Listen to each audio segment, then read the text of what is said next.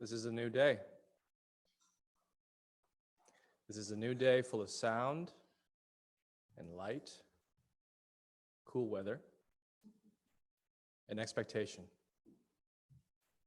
This day has been waiting for you. This day has been waiting especially for you, to embrace you, to guide you. This day has been waiting with open arms, just for you. This is the day we've been given. Let's not waste it. Come now and let us worship together. Please rise in body or spirit for our first hymn. It's in the teal hymnal, 1007. There's a river flowing in my soul.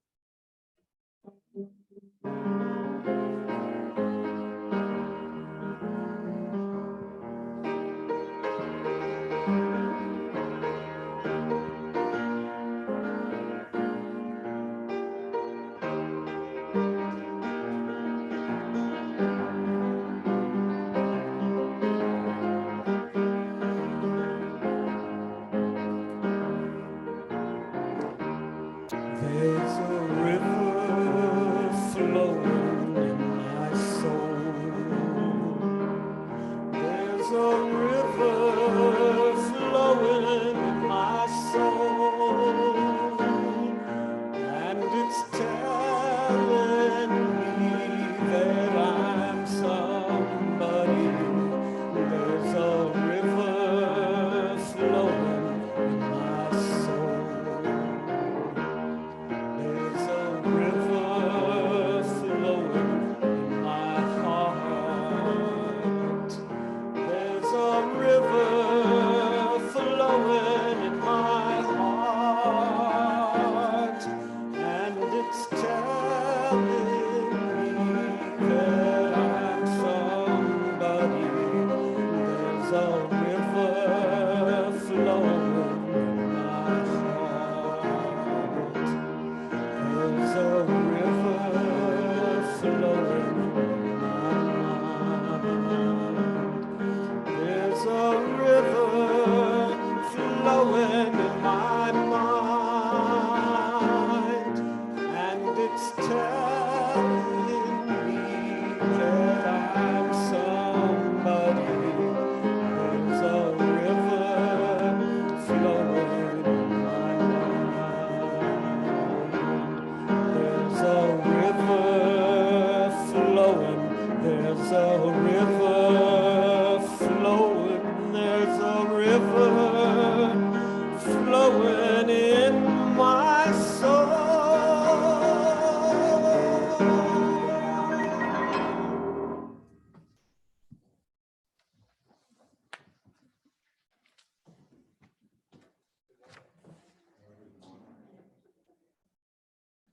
How are you doing?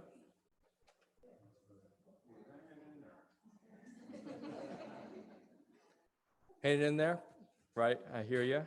Good? Pretty rare. Good. I'm good to hear that too. That's very nice. Well, it's very good to be with you all. I'm Reverend Joseph Boyd, for those who don't know, and I welcome you here into this beautiful space, this nice, cool fall day. For those in person, you have a nice view of the Black-Eyed Susans in the courtyard, which is lovely. All our friends on Zoom, welcome from all across Youngstown and Warren and the United States and sometimes the world. So welcome on Facebook, YouTube, and on Zoom. So we have a few really exciting things that are happening soon. One is a meditation retreat. Have you heard about this yet, or is this brand new information? Okay, so that's good. Hoping that this is brand new information for some of you so you know about it. So this coming Saturday, we're having a meditation retreat with Roshi Daikin Nelson, who's part of the Zen Peacemaker White Plum Zen lineage. And he's going to be joining me here in Channing Hall and also on Zoom for folks who want to join us from Zoom. We have a meditation from 7 a.m. until noon. And then we're going to have a lunch. And then we're going to have a time to discuss the Four Noble Truths as a community. And you can come as you're able. So if you're not a morning person and you want to come later, or if you're a meditator and don't want to discuss, or if you'd love to discuss and you're not a big meditator, come in. I love to do all of it, but you know, that's not as common. So come join us. It should be really fun. We are asking for registration and for people that can bring a dish to share, like a potluck dish. So if you can register with the office at uuyo.org, just so we know how many places to set up. And we're going to have chairs, you know, pews, as well as cushions on the ground, depending on what you're comfortable with. So we'll set up a spot for you. Join us after service today. We have a wonderful room, Schweitzer. It's named after Albert Schweitzer, the doctor. And we're going to have a nice discussion on September's theme of belonging. That's the theme, belonging. What does it mean to belong? What gets in our way of feeling a sense of belonging? What promotes a sense of belonging? These are all the questions we'll have for next month. So if you'd love to help us brainstorm ideas for worship and love to participate, that's going to be 12:30 p.m. So we'll have some time for coffee and snacks after service. And then 12:30, we'll join in Schweitzer Lounge. And then also our friends on Zoom, we're going to have a computer so you can join us for that as well. And save the date based on Lisbeth's great idea. We did a poll randomly to decide which date we're going to have our pub trivia night. It's a time we get together for, you know, drink and food and compete, friendly competition. Most of the time friendly, over trivia. So we're going to do that Saturday, September 17th. Saturday, it'll be right here. So you can join us for that. Save the date, Saturday, September 17th. Yeah, Elizabeth.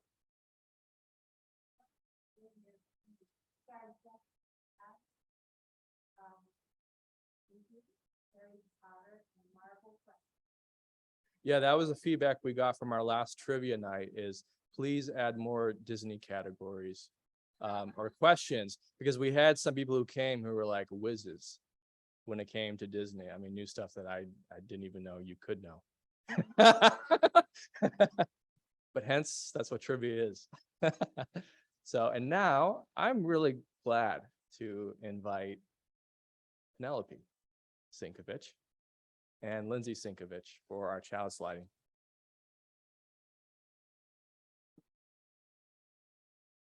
Morning, everyone. These are questions I ask at the beginning that you need not answer. Where are we? Here. What time is it? Now. Peace is here, now. Not what came before, not what comes after, To me, peace is simply being alive in this moment. What peace means to me is basically life. Life is peaceful because you can choose to make things peaceful or not. Peace is all around us and inside of us. Peace is exploring nature, hearing the birds chirp, or watching the butterflies fly by, or just taking a nap in the sun. That is what peace means to me. A poem that I feel captures peace by one of my favorite poets. It is untitled, and the poet is Lucille Clifton. Let there be new flowering in the fields. Let the fields turn mellow for the men.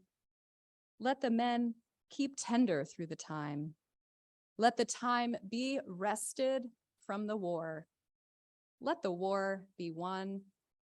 Let love be at the end.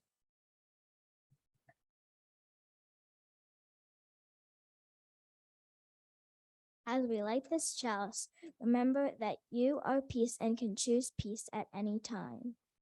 Remember to let love be at the end.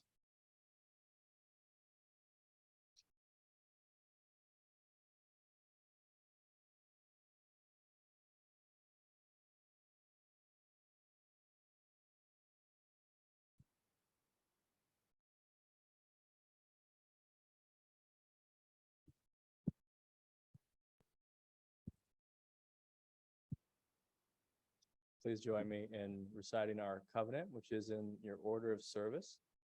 I always recommend for newcomers, we all recite this together. You're welcome to recite it with us, or you can just read it and listen as we do it and see how it feels to you, if it feels something that is authentic. Please join me. Love is a spirit of this church, and service its law. This is our great covenant, to dwell together in peace, seek the truth and love, and to help one another.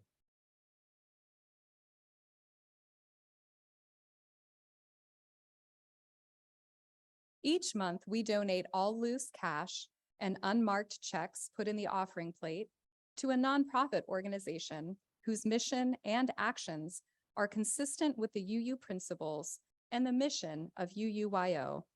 For those in Channing Hall, there are silver plates near the exits where you can place your offering as you leave service. The Share the Plate recipient for August is Thrive Mahoning Valley. Oh, we have a Vanna White back here showing off the offering plates. Thank you.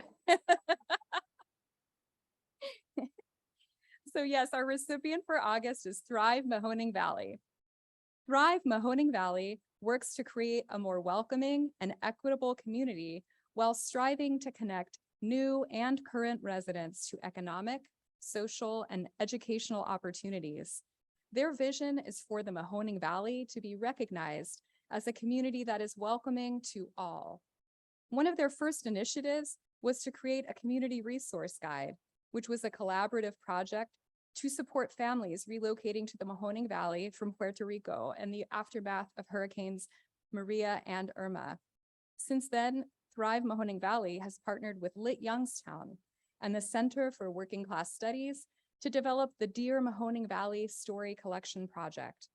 The project allows residents who moved to or through the valley from elsewhere to submit their stories to be featured so that their voices can be amplified through any medium of their choosing. Thrive Mahoning Valley's ongoing effort is working with partners to celebrate Welcoming Week. Through Welcoming Week, organizations and communities bring together immigrants, refugees, and longtime residents to build strong connections and to affirm the importance of welcoming and inclusive places in achieving collective prosperity. UUYO has partnered in the past with Thrive Mahoning Valley during Welcome Week, the first week in September in 2019. This year, Thrive Mahoning Valley will be organizing exciting events during Welcoming Week, which is this year, September 9th through 18th. We will now receive the offering that supports the life of Youngstown, the Mahoning Valley, and our wider world.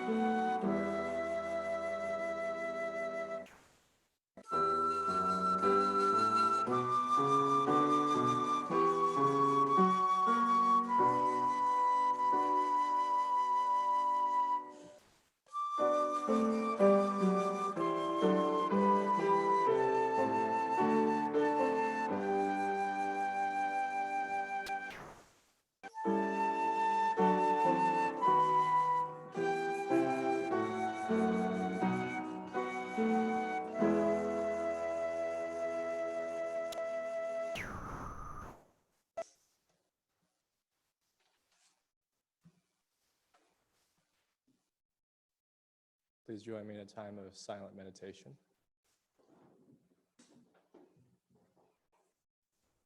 I find it can be helpful if we're sitting just to lift the spine a little bit, not too tight, and just open the heart just a little bit. But do whatever you're comfortable with.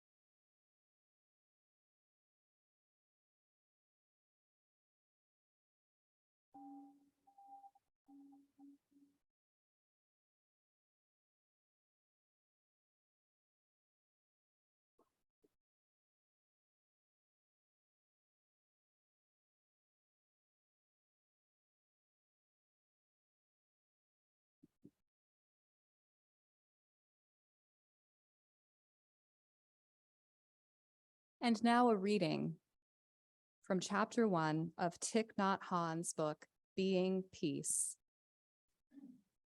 Life is filled with suffering, but it is also filled with many wonders, such as the blue sky, the sunshine, and the eyes of a baby. To suffer is not enough. We must also be in touch with the wonders of life. They are within us and all around us, everywhere, anytime. If we are not happy, if we are not peaceful, we can't share peace and happiness with others, even those we love, those who live under the same roof. If we are peaceful, if we are happy, we can smile and blossom like a flower, and everyone in our family and our entire society will benefit from our peace. Do we need to make a special effort to enjoy the beauty of the blue sky? Do we have to practice to be able to enjoy it? No, we just enjoy it. Each second, each minute of our lives can be like this. Wherever we are, anytime, we have the capacity to enjoy the sunshine, the presence of each other, even the sensation of our breathing. We don't need to go to China to enjoy the blue sky. We don't have to travel into the future to enjoy our breathing. We can be in touch with these things right now. It would be a pity if we were only aware of suffering. We are so busy, we hardly have time to look at the people we love, even in our own household, and to look at ourselves. Society is organized in a way that even when we have some leisure time, we don't know how to use it to get back in touch with ourselves. We have millions of ways to lose this precious time. We turn on the TV or pick up the phone or start the car and go somewhere. We are not used to being with ourselves, and we act as if we don't like ourselves and are trying to escape from ourselves. Meditation is to be aware of what is going on in our bodies, in our feelings, in our minds, and in the world. Each day, 40,000 children die of hunger. The superpowers now have more than 50,000 nuclear warheads, enough to destroy our planet many times. Yet, the sunrise is beautiful, and the rose that bloomed this morning along the wall is a miracle. Life is both dreadful and wonderful. To practice meditation is to be in touch with both aspects. Please do not think we must be solemn in order to meditate. In fact, to meditate well, we have to smile a lot. Recently, I was sitting with a group of children, and a boy named Tim was smiling beautifully. I said, "Tim, you have a very beautiful smile." And he said, "Thank you." I told him, "You don't have to thank me. I have to thank you. Because of your smile, you make life more beautiful." Instead of saying thank you, you could say, "You're welcome." If a child smiles, if an adult smiles, that is very important. If in our daily life we can smile, if we can be peaceful and happy, not only we, but everyone will profit from it. This is the most basic kind of peace work. When I see Tim smiling, I am so happy. If he is aware that he is making other people happy, he can say, "You're welcome." From time to time, to remind ourselves to relax, to be peaceful.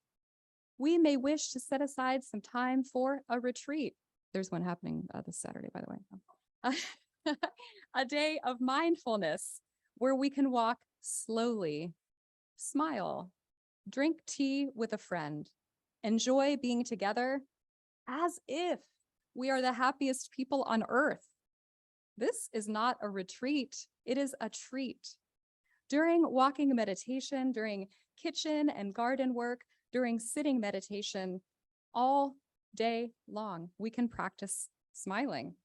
At first, you may find it difficult to smile, and we have to think about why.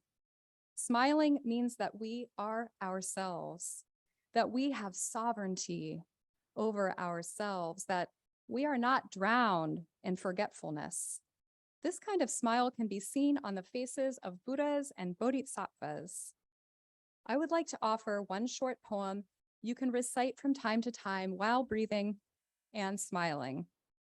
Breathing in, I calm my body. Breathing out, I smile. Dwelling in the present moment, I know this is a wonderful moment.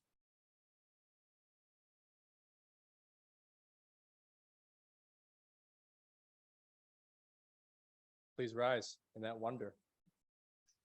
1029 in the teal hymnal. Love knocks and waits for us to hear. 1029.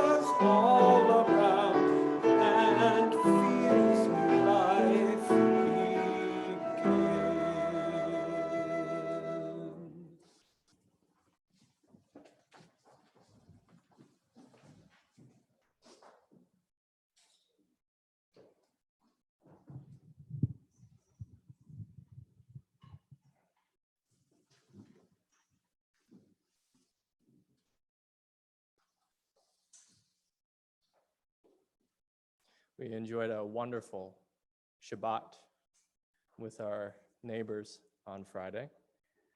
The synagogue next door, physically actually right behind me for those on Zoom.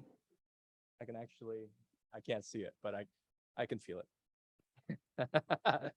Congregation Ohev Beth Shalom invited us to attend a service, Shabbat, and enjoy a potluck spread in Wick Park.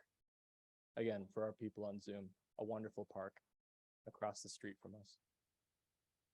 And as we participated in the service, there were two elements that really stood out to me, which I had participated in before, but never quite appreciated it in this way. One is the numerous times that peace is mentioned in Shabbat service.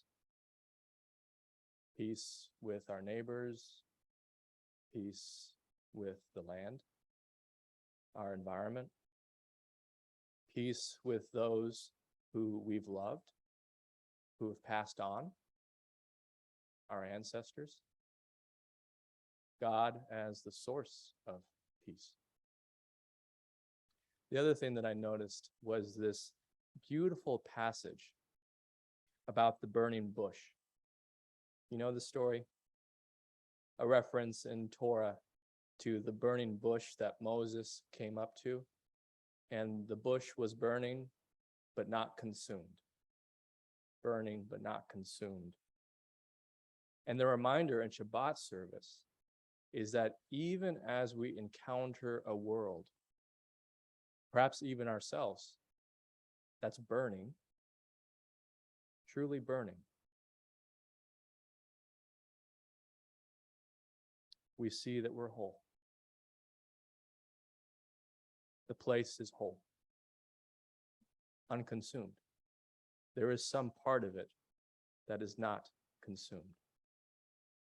To see this place as the promised land, except as it said in Shabbat, we didn't know it.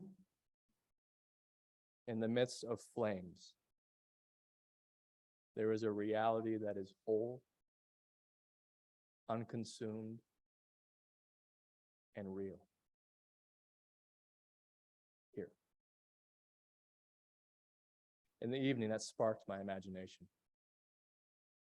I met somebody there who identifies as both Jewish and Buddhist. Jubu is actually the term that he used. And he'll be joining us for the meditation retreat next Saturday because he was looking for a place to practice. And even though I have been here for 5 years, I know, believe it, it's been 5 years.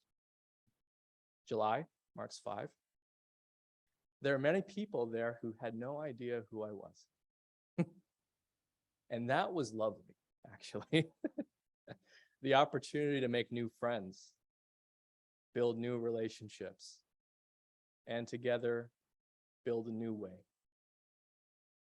A new way. I do think our mission across faith traditions and no faith tradition is to build, or more accurately, realize a new way. This new way surrounds us in the places we've passed many times, our neighbors, maybe even ourselves. This new way comes to us now toward the end of summer as we feel this distinct shift in our environment. You notice that? We begin to feel cooler mornings, cooler evenings. And this new way, it's not hidden. It's obvious. And except it's so obvious, we often miss it. This new way is realizing that peace is here in the midst of the flames, but unconsumed. It's the inheritance we've received from our ancestors, a treasure box that often is yet unopened. And part of this new way is just opening that treasure box. When I was in seminary and first studying theology, one of my professors shared a quote to begin the class. I believe it was from Niebuhr, that no one without imagination should write about ultimate things. No one without imagination should write about ultimate things. Over the years, I take that actually a step further. Imagination is far more than about writing. It's about living. And without imagination, it's hard to realize that we are living with the ultimate things that we talk about. The felt reality of peace, of wholeness, of healing. These are not just scholarly ideas. These are not just pretty words or just wisdom from the ancient past or from our contemporary writers. They are lived realities of our everyday life. And they can be accessed, known for ourselves, and known by our entire communities. But I don't think you can access them without imagination. At least I'm not sure how you could. I think it's a requirement. Imagination, we perhaps think, is something for children. Have you ever thought that? Oh, good. I see some people nodding their heads no. That's okay. Some people think that. Children easily imagine they are somewhere else. Have you noticed that? It's very easy. Or that they are someone else, right? Children so easily can empathize. They don't even know. They don't even call it empathy. They don't think, I want to be compassionate right now. They just do it. And are adept at changing identities like that. Changing perspectives. I would go through periods of time when I was younger dressed as Superman. Fully, like with the cape and everything. And I noticed in my superhero costume that everyone remarked that I was a superhero. And after a while, even at 4 years old, that felt a little obvious to me. So I switched tact and began to dress as Clark Kent. I would wear glasses and a button-down shirt, sometimes a tie, khakis, nice pants. And then no one commented, but it made me feel like Superman. It was a secret identity that only I knew about. A reality that I felt, but no one else noticed. Many of our great spiritual teachers have tried that tact, right? They embrace the ordinary and they blend in, coming and living in the world as us, without much distinction, much fanfare. But they leave a positive impression, even if we can't put our finger on why. I think we've all experienced a person like that. I think of my grandmother. But we've all experienced, I think, a person like that. It's very possible, I think, that you're a person like that. Those kinds of people don't realize that they're people like that. It's kind of part of the magic. I'm glad that Lindsay recommended that we read Thich Nhat Hanh. I wasn't thinking of that, but it was really perfect. Being Peace, from the chapter Suffering is Not Enough. It's a good title. I interpret that today as noticing a world that is burning is not enough. It's not enough to notice all the problems in the world. It's a good start, a crucial beginning. Perhaps this is what actually brought you here this morning. I actually don't know. Perhaps you've noticed all the problems that both you and the world are experiencing. You notice that? And how it feels total, complete, almost, without end. And it seems that there's really no relief or answer or end in sight. Have you felt that?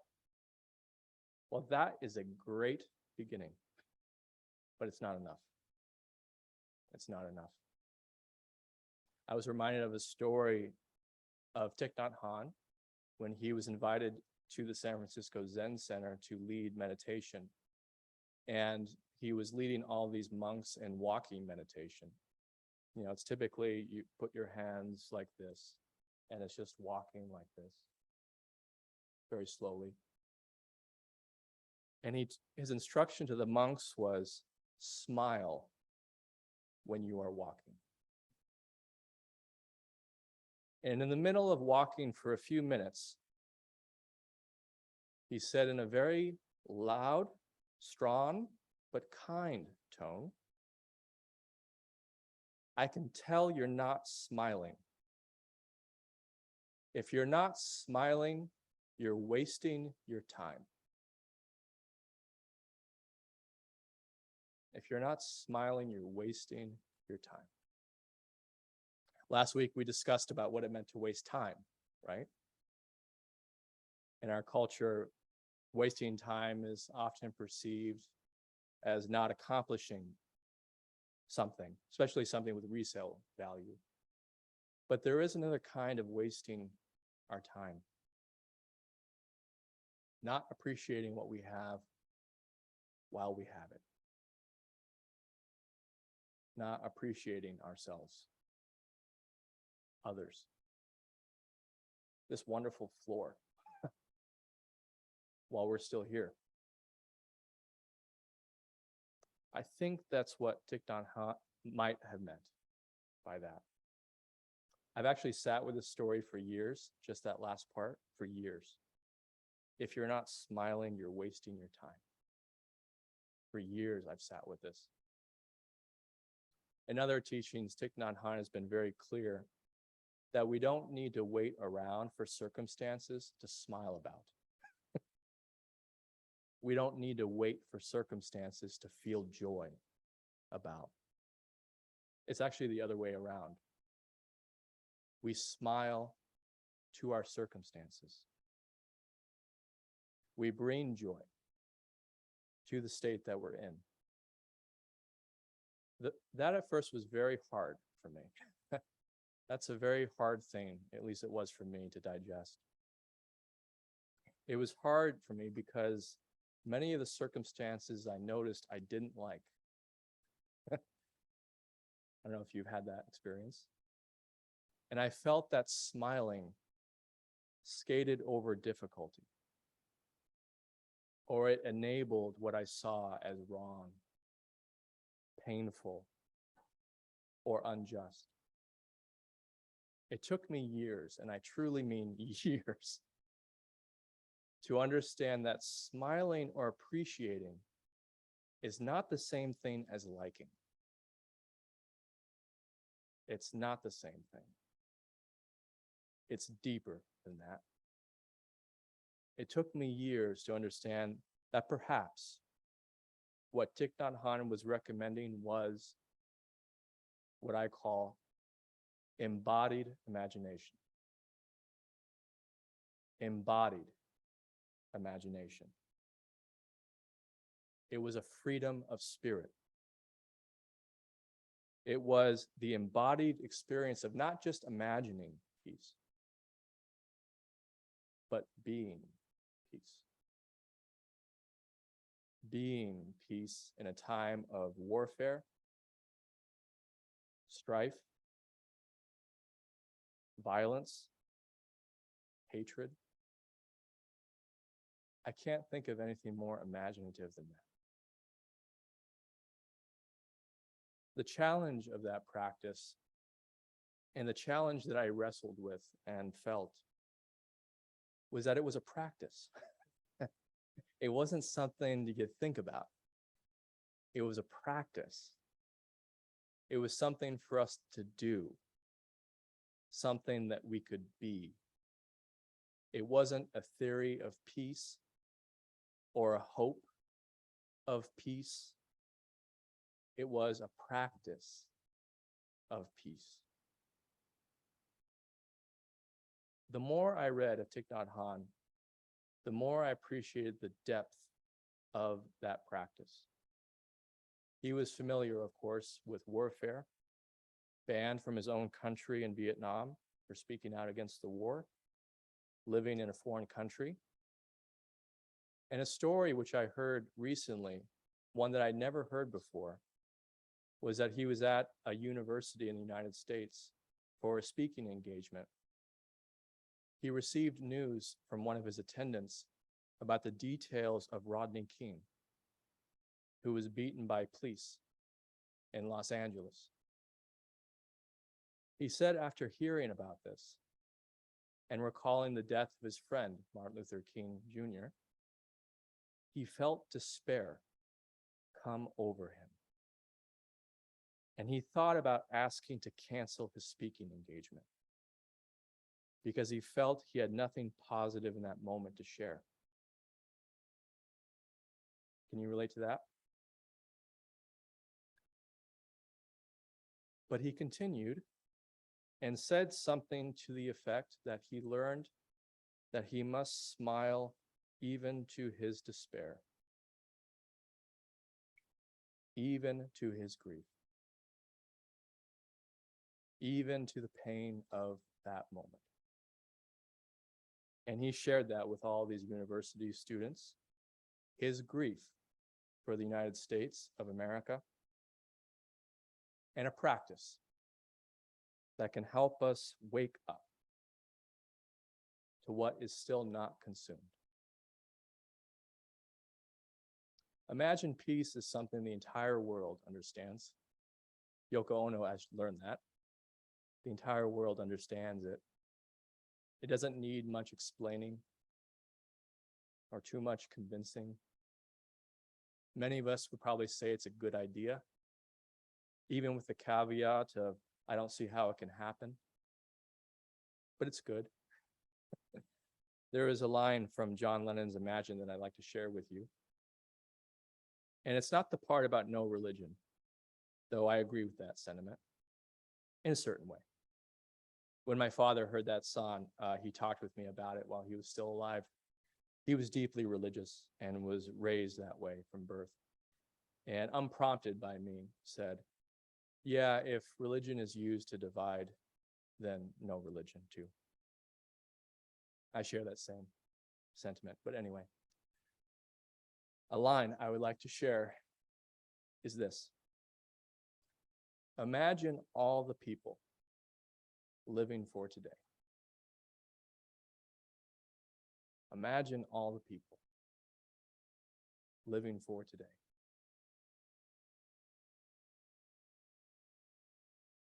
Imagine not just one person, but all people living for today. And it makes me think of Thich Nhat Hanh. If all those people living for today are not smiling, they're wasting their time. It took me years, and I'm still learning. It's still working on me, but it took me years to learn that it's not just a physical smile. It's a pointer. It's a pointer to an imaginative way of being in the world. Not imagination in the sense of denying or pretending. Imagination in the sense of noticing what is here and having the patience to see through it to something more mysterious and wondrous, a connection. The ways that even our grief connects us. The ways that we can trust our experiences are not in the way of peace. Nothing's in the way. Nothing's in the way of wholeness. Nothing is in the way of healing. I think another word for peace could be healing. What do you think? I think another word for peace is healing. See the mission of this church? Our mission is to build a diverse and transformative community, help people live lives of wholeness, and promote justice, peace, and religious freedom. If I had to say the mission in one word, on one foot, thinking of the Rebbes, peace, healing would be it, healing. The mission is healing. It's not therapeutic healing necessarily. There are therapists I can refer you to it's very good. It's not necessarily that kind of healing. It's the kind of healing that doesn't require us to fix or do anything. You curious? It's coming to terms of what we already have. The life we've been given to live. And discovering ways to take care of that life. Period. Which in turn naturally allows us to care for the life of the world. It's a collapsing of barriers that most of us have set up, usually to protect ourselves, between ourselves and the world. And our goal is not to do away with those barriers, not at all. It's just to soften them enough so that we understand we're not trapped.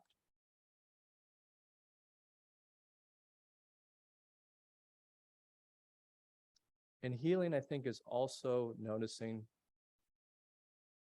that whatever is going on is worthy of love and attention. And more often than not, those two are exactly the same thing. It is worthy, whatever is happening, of love and attention. And the wonderful thing in a church like this, there are unlimited ways to experience that kind of healing. There isn't just one way. Our mission is to help make this place one of those places, and it is just one of them, where healing is possible. And how do we do that? Right? Rubber hits the road. How do we do that?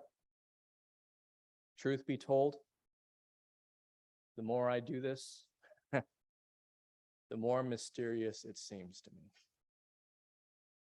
It's not something anyone gives you, including myself.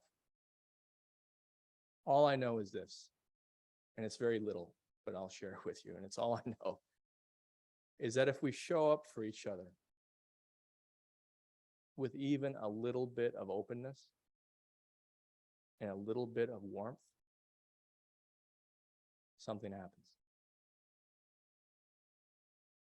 You make it happen, actually. You create a space, even if you don't know it, where someone comes here and can imagine peace, can imagine healing. And there is no healer and the healed. The mystery for me is that we are all here as healers, all of us. Do you believe that? And also on a journey of healing. all of us. And the ways are not, incredibly spiritual and philosophical. They're very mundane, right? It's mowing the grass. It's taking care of this building. It's cleaning the floors. It's sharing silence together. It's getting into debate. It's losing our cool in the kitchen. It's getting bored during a sermon. It's sharing a chalice lighting. The ways are endless. But in my mind, each of these ways is an act of imagination.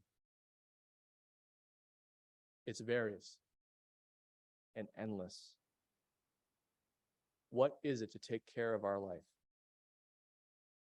What is it to take care of our life? Which in turn is taking care of our neighbor, our neighborhood, our world. And this is not a chore. This is very important for me to emphasize. It's not a chore. It's not a commandment on high. There is no authority here that demands that you do any of this. So how does it happen? That's the mystery to me. It just happens. There is something in us that makes it so. Imagine all the people living for today.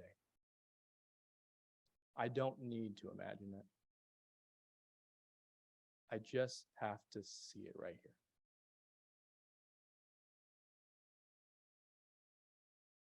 Peace can survive almost anything, it seems.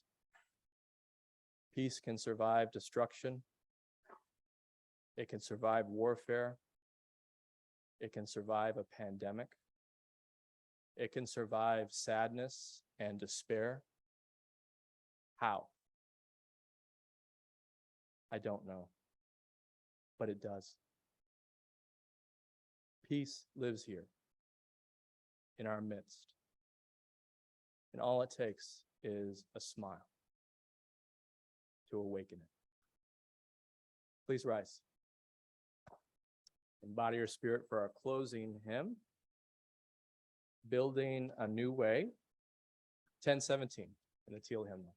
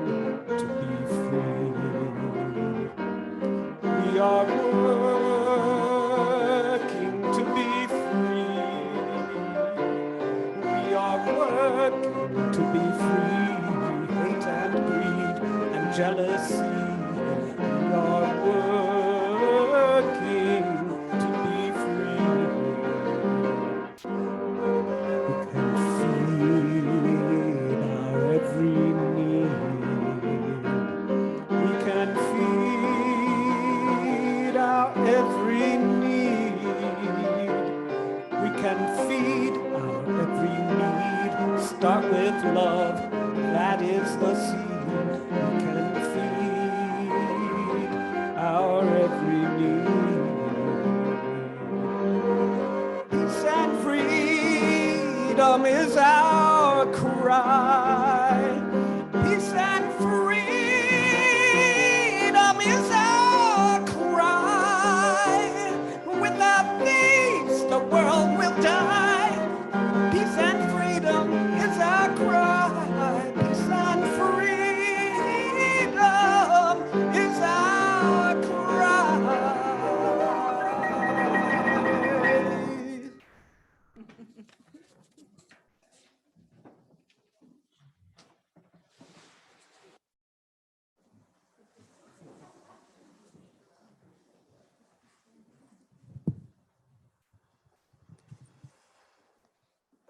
We extinguish this flame, but not the light of truth, the warmth of community, and the fire of commitment.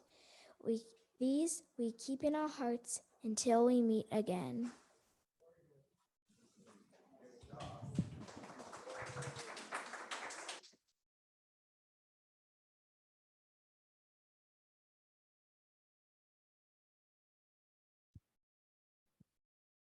After the flame goes out, prayer is appropriate. Please pray with me. Spirit of love, so grateful for all the people here living for today. So grateful for all our people in the kitchen who are giving us wonderful drinks and food and a beautiful experience of being alive together.